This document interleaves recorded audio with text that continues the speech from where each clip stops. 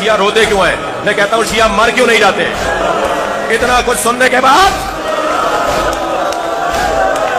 वो कहता है हुसैन के बदन पर लूटने को कुछ नहीं था।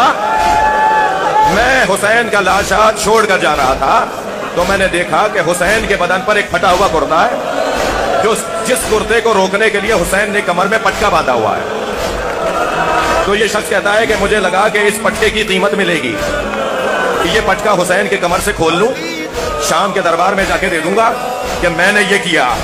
वो कहता है मैं बैठ गया हुसैन के बदन के बराबर में, तो मैंने देखा कि हुसैन ने 2 गिराहें लगाई हुई हैं।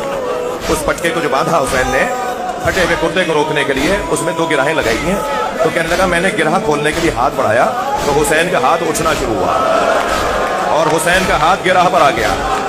कहता है मेरे अंदर ताकत बहुत थी, मैंने अपनी पूरी ताकत से हुसैन का हाथ हटाना चाहा मगर हुसैन का हाथ हटता नहीं था। सख्त जुमला कहने जा रहा हूं, मक्तल में ना लिखा होता तो ना पढ़ता। आयतुल्लाह नजरी मुनफरिद ने इस वाक़े को लिखा है। वो कहता है मैंने पूरी ताकत से हुसैन का हाथ हटाना चाहा मगर हाथ नहीं हटता था। मैंने खंजर निकाला, हुसैन का हाथ काट दिया। इमाम हुसैन के दोनों बाजू इसने काट दिए।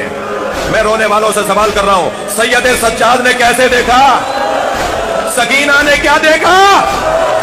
ज़ैनब ने क्या देखा?